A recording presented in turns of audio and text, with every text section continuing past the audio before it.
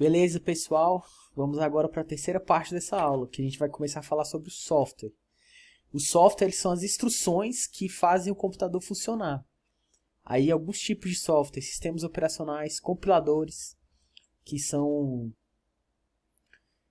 sistemas operacionais, você já sabe, né? O Windows, é o Linux, é o Mac. Compiladores tá bem associado com as linguagens de programação, as que são compiladas e as que são interpretadas.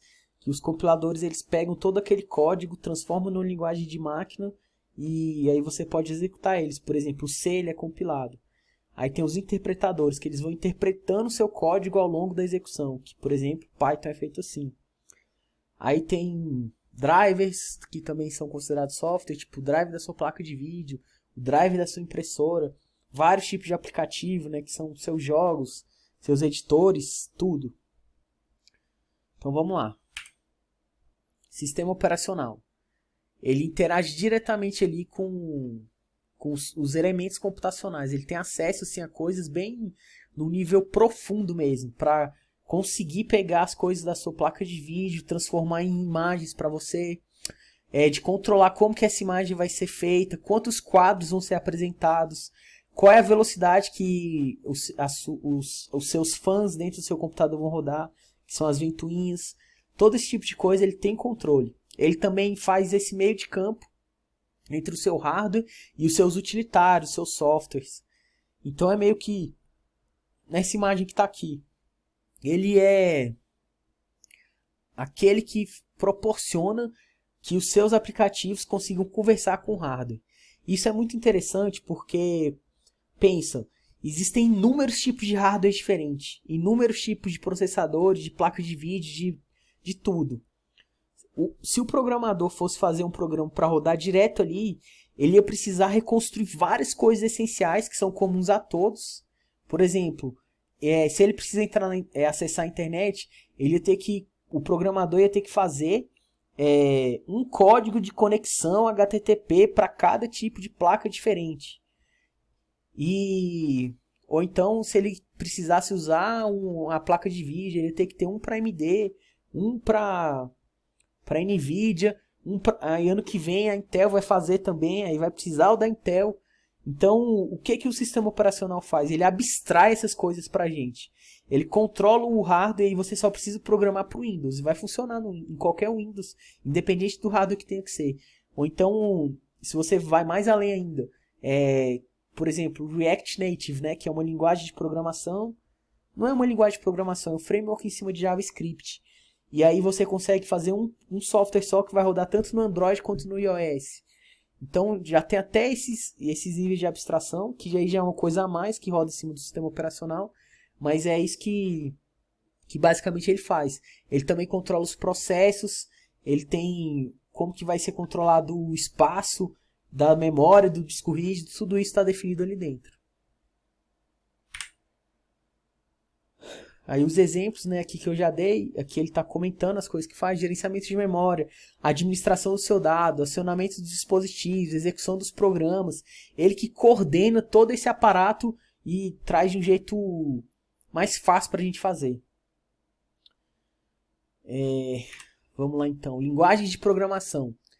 Isso daqui é como se fosse uma linguagem intermediária. Por exemplo, o computador, o seu processador, ali no nível mais básico, se a gente for pensar, é o elétron. É um elétron que está passando ali, que vai ser lido como informação de um 0 ou de 1, dependendo do potencial que ele tem, da voltagem que ele tem. Então, se ele tiver uma voltagem baixa, aquele elétron que está passando, ele vai ser considerado como 0. Se ele tiver uma voltagem mais alta, até 5 volts, ele vai ser considerado como 1. Então, esse é o nível mais básico. Só que a gente não consegue entender isso. Aí a gente vem construindo camadas até chegar no que a gente consegue entender. E as linguagens de programação, elas são exatamente isso. É uma linguagem inteligível para os humanos, que é transformada em uma linguagem de máquina, que é binária, para que os programas sejam executados. Então ela é um conjunto de termos, que são vocabulário, e regras, que são como que esses termos vão ser agrupados para formar as instruções. Existem várias linguagens diferentes, com várias características diferentes, com vários paradigmas diferentes. E nessa disciplina vocês vão aprender a usar o C. E eu acho muito bom que o primeiro contato de vocês seja com C, porque ele não é tão alto nível assim. Então vocês vão conseguir entender bastante como que o computador funciona. E lá na frente, quando vocês forem usar linguagem de alto nível, vocês vão ter compreensão do que está por trás. Por exemplo, o Python. O Python ele é escrito em C, na verdade. Então, todas as coisas ali que você está fazendo, sendo interpretadas, no fundo elas estão sendo rodadas em C. Então, mesmo que não tenha, por exemplo, a alocação dinâmica de memória, no fundo tá acontecendo uma alocação dinâmica de memória que o C está fazendo. Então, a gente também, durante o curso de engenharia de software que eu digo, não é essa matéria, vocês vão ver isso, vários tipos, vários paradigmas, várias utilidades diferentes. É aquilo, você tem a ferramenta certa para a tarefa certa. Então não tem a linguagem melhor, a linguagem pior, tem a linguagem mais adequada. Então esse balãozinho aqui, ó, ele é essencial. Isso aqui vocês precisam entender muito bem, que para um programador é mais importante compreender os fundamentos e técnicas da programação do que dominar esta ou aquela linguagem. Então, tem muito mais valor você compreender como que funcionam as estruturas de uma linguagem de programação do que saber todos os vocábulos de uma determinada linguagem, mas sem compreender como que ela é construída, como que ela é feita, porque você não consegue migrar de uma para outra. E isso é muito importante porque a volatilidade delas é muito grande. Eu me lembro, por exemplo, de sair da minha graduação e não ter aprendido coisas essenciais que eu uso hoje todos os dias. Então, os fundamentos que eu aprendi durante o curso foram o que me deu base para que eu consiga aprender novas coisas. E é importante que vocês aprendam essa disciplina com muito cuidado, porque, como eu falei, tanto ela aqui dentro vai ser uma informação que se constrói em cima da outra, quanto para as próximas matérias de programação também. É tudo bloquinhos, vocês precisam colocar um bloco de cada vez. Se faltar um bloco lá na base, vocês não vão conseguir construir um muro sólido. Então vamos lá, aí os 3 níveis de abstração, né? Os 3 níveis de tipos de linguagem. Tem as linguagens de máquina, que são escritas ali binários, que tipo assim, tem gente que entende? Tem, porque tem algumas pessoas que elas fazem uma análise forense, por exemplo, que elas vão lá, mas elas têm instrumento para fazer aquilo, para entender aqueles números, para entender os registradores, entender o que está ali na memória. Mas assim, não é uma coisa que você sai programando 0 e 1, 0 e 1, 0 e 1. Então, todas as linguagens são convertidas para a linguagem de máquina. Aí tem as linguagens de baixo nível, que elas são escritas bem próximas da linguagem de máquina. Elas têm ali soma, joga a informação de um registrador para outro registrador, faz uma operação lógica aqui, uma operação matemática, mas ela é bem mais assim, baixo nível mesmo. Você precisa ter uma compreensão muito maior de como que funciona o processador. Você vai ter muito mais trabalho para fazer as coisas, mas qual é a vantagem? Ela é muito mais rápida. Então tem lugares que você vai precisar de alto desempenho que você vai ter que fazer numa linguagem assim de baixo nível. E aí a gente tem as linguagens de alto nível, e elas podem ter maior ou menor nível. Por exemplo, C tem um nível menor do que Java, por exemplo, que é uma abstração maior. Então são linguagens de programação que são muito mais fáceis da gente compreender. Elas estão numa linguagem muito mais próxima da gente. E aí, quem cria isso vai ter lá os compiladores, os transpiladores, seja o que for, para transformar essas coisas que são inteligíveis para nós em linguagens que são inteligíveis para o computador. Então vamos falar um pouco aqui dos compiladores, né? Que eu citei que existem as linguagens compiladas e as linguagens interpretadas. Então, o compilador ele é um programa utilizado para traduzir os comandos de uma linguagem de alto nível para uma linguagem de máquina. E o linker que ele está citando aqui é quando você precisa adicionar outras bibliotecas, outras coisas.